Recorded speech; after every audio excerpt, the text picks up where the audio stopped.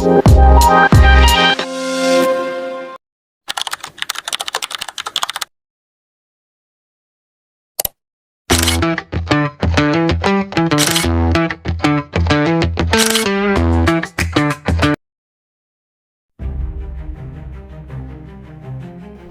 serius, remaja SMP masih sangat rentan. Kalau tidak dicegah sejak awal, dampaknya bisa merusak masa depan mereka. Jangan sampai siswa-siswi SMP Cemerlang ikut terjerumus. Aku harus segera bertindak. Baik, sebelumnya terima kasih sudah hadir pada rapat kita hari ini. Langsung saja kita akan membahas tentang isu yang sedang marak, yakni perilaku berisiko pada remaja SMP. Nah, saya bermaksud untuk melakukan kerjasama dengan pihak puskesmas setempat supaya mereka memberikan penyuluhan kepada siswa-siswi kita agar tujuannya mereka mengetahui bahwa bahaya dari narkoba, rokok, pergaulan bebas, dan juga perilaku berisiko lainnya. Setelah kepala sekolah melakukan rapat bersama para guru, keesokan harinya kepala sekolah berkunjung ke Puskesmas Cemerlang dan menemui kepala puskesmas untuk membicarakan kerjasama penyuluhan di SMP Cemerlang. Kepala puskesmas setuju akan kerjasama tersebut. Kemudian kepala puskesmas berdiskusi dengan bidan mengenai materi yang akan disampaikan.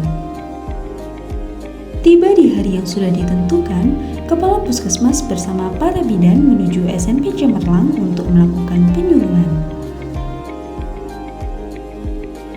Jadi anak-anak, ini kita kedatangan tamu dari bidan-bidan di Puskesmas Cemerlang. Jadi mereka ini akan memberikan penyuluhan kepada kalian. Mohon diperhatikan ya untuk penyuluhannya. Iya, Bu. Halo adik-adik semua. Halo.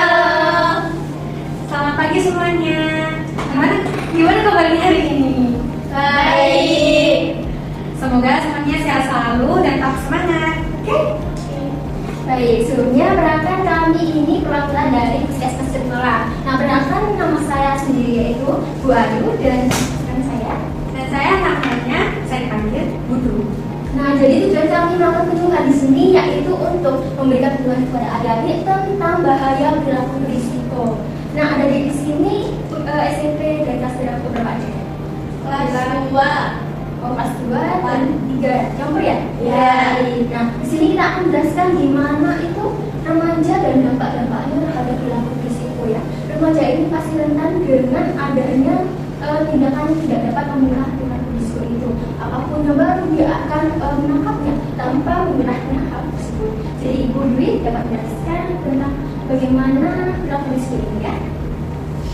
Jadi di masa sekarang ini, kalau SMP tuh kalian tuh merasa gak sih kayak ingin mengetahui semuanya, ingin mencari hal baru dan ingin disukai banyak teman, benar nggak?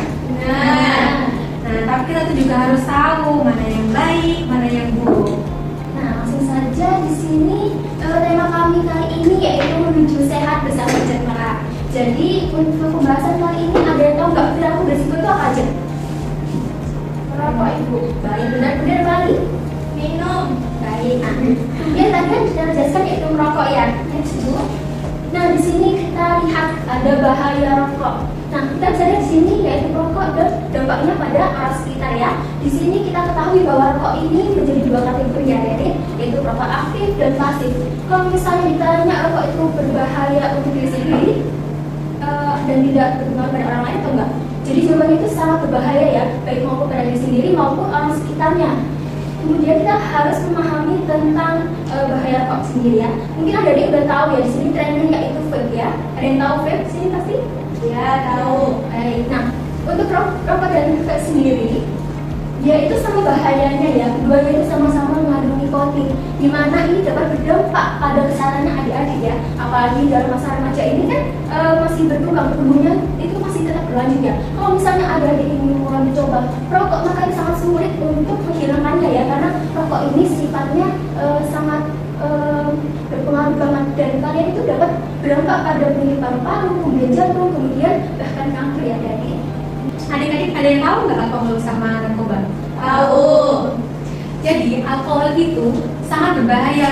Dia bisa mengganggu fungsi otak, motorik, dan juga bisa mengganggu fungsi ginjal. Nah, ketika menggunakan alkohol dalam jangka yang panjang itu bisa menyebabkan ketergantungan. Pasti dari ada yang pernah lihat orang yang kecanduan alkohol itu seperti agak depresi. Nah, itu dia udah pemakaian jangka panjang.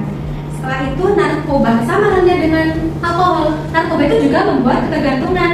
Biasanya orang yang pemakaian narkoba itu sering merasa cemas, depresi, juga bisa bahkan menyebabkan kematian karena overdosis. Selanjutnya adalah pengaruh pergaulan dan media sosial. Adik-adik ini harus pintar-pintar ya dalam memilih pergaulan. Harus mencari yang positif. Apa sih pergaulan yang positif? Seperti contohnya pergaulan yang memicu pada hobi ataupun pada prestasi. Contoh, tapi hobinya harus yang baik-baik ya, seperti membaca ataupun olahraga. Itu harus hal-hal yang baik. Nah, sebaliknya juga ketika pergaulan yang jelek itu juga biasanya perilaku berisiko tuh dianggap hal yang normal ataupun wajar dalam pergaulan tersebut. Saja media sosial pasti udah gak asing, apalagi kalian gen-Z pasti mainnya media sosial. Tapi itu harus pilih-pilih mana yang baik dan mana yang buruk. Contoh hal yang buruk itu apa? Seperti memperlihatkan kehidupan gaya pesta ataupun vape atau rokok. Jadi semua yang terpampang di media sosial itu bukan hal yang baik, ada juga yang buruk karena itu semuanya adalah filter. Jadi pasti ada yang buruk. Baik, selanjutnya kemudian kita ketahui ya, jadi di sini untuk para remaja di sini kematiannya banyak sekali dibunuh oleh kecelakaan, pembunuhan dan bunuh diri. Nah, itu tidak terlepas dari adanya masalah kesehatan fisik dan mental juga ya. Kemudian kesakitannya juga adanya penyalahgunaan obat, kemudian adanya perilaku free sex, kemudian adanya penyakit kronis dan masalah kesehatan reproduksi yang berkaitan dengan perkembangan fisiologi normal maupun visual. Kemudian next. Adapun dampak dari perilaku berisiko ini ya, yang pertama yaitu kesehatan fisik. Nah, dari perilaku berisiko yang adik-adik tidak memfilternya tersebut, itu dapat sangat berdampak pada kesehatan reproduksi seperti infeksi menular seksual, kemudian kehamilan tidak diinginkan, dan kesehatan mental seperti yang Ibu Bidan jelaskan tadi ya, seperti perilaku berisiko seperti alkohol dan juga mengonsumsi obat-obatan terlarang, juga dapat menyebabkan munculnya depresi, kecemasan, dan rasa bersalah berkepanjangan. Bahkan pendidikan adik-adik ini juga dapat terancam ya, karena dapat tidak berlaku apa tadi pendidikan karir. Nah, adik-adik, dari perilaku berisiko ini kita ketahui ada pun dampak perilaku berisiko terhadap adik-adik. Yang pertama yaitu kesehatan fisik. Nah, kesehatan fisik ini dari pergaulan yang bebas juga dapat menyebabkan adanya IMS atau infeksi menular seksual. Jadi kemudian adanya seperti kehamilan tidak diinginkan, bahkan kerusakan organ tubuh akibat narkoba. Kemudian ada kesehatan mental seperti Ibu Bidan jelaskan tentang bahaya alkohol dan narkoba. Nah, keduanya tersebut dapat memicu tidaknya munculnya depresi, kecemasan, rasa bersalah hingga trauma psikologi. Kemudian dari pendidikan adik-adik juga terganggu. Nah, maka itu dari perkembangan ini masih dalam perkembangan remaja ini ada yang diharapkan dapat mencegah perilaku risiko agar tidak dapat berdampak pada kesehatan fisik, mental maupun pendidikan adik-adik ya. Nah, kemudian ada pun juga langkah yang dapat adik-adik lakukan dalam pencegahan perilaku berisiko. Di sini kita lakukan dengan pencegahan mandiri ya, di mana kita dimulai dari media sosial. Kita harus mencari informasi yang valid. Jangan langsung kita termakan oleh apa yang terlihat dari media sosial. Seperti kata-kata vape itu lebih sehat daripada rokok, padahal tidak ya dari. Karena keduanya sama-sama mengandung nikotin dan sangat membuat adik itu ketergantungan. Kemudian kita harus memilih lingkungan yang mendukung dan bergabunglah dengan komunitas dengan hobi yang positif juga, seperti yang dijelaskan oleh Ibu Bidan tadi. Kemudian kita harus memiliki tujuan hidup atau adik juga bisa mempunyai moto atau tujuan seperti apa rencana ke depan adik, apa yang mau diterapkan. Jadi kita lebih terfokus pada rencana yang ingin adik lakukan. Kemudian seni berbicara tidak. Di sini mungkin adik sangat sulit untuk berkata tidak ya, karena mungkin rasa tidak enak bersama temannya atau berbagai macam hal. Di sini kita ketahui dengan belajar seni berkata tidak itu kita dapat menolak ajakan teman tanpa menggungnya ya. Jadi kita bisa menggunakan komunikasi yang asertif. Jadi misalnya ada yang diajak, ayo kita main yuk, kita bolos aja sekolah, kita apa aja di belakang gudang, nanti nggak tahu kok nanti enak. Nah, adik itu harus dalam waktu itu adik harus mampu membedakan mana yang baik dan tidak. Nah, adik harus memberanikan diri mulai sekarang berkata tidak untuk mencegah diri adik untuk mulai jatuh kepada perilaku berisiko itu ya. Kemudian juga harus memilah lingkungan sehat bagi adik. Nah, bagi adik dari penjelasan perilaku berisiko tadi, apakah di sini ada yang ingin ditanyakan?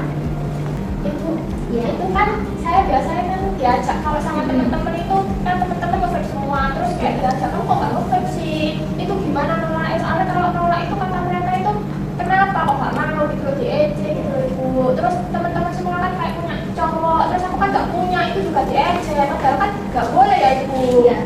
Nah, jadi kamu itu tadi pertanyaannya yaitu gimana sih caranya kita nolak temen yang ngajak go-vape ya, apalagi kamu gak punya pacar ya, dan kamu kayak pastinya kayak gini juga, kayak diajak vape gak nolak, gak punya pacar, tapi aku juga. Nah, jadi di sini ada dek, izinkan ibu mau menjelaskan ya. Jadi mungkin di masa remaja ini kita itu gampang terbawa oleh mengajarkan teman-teman sebaya bahkan gitu ya.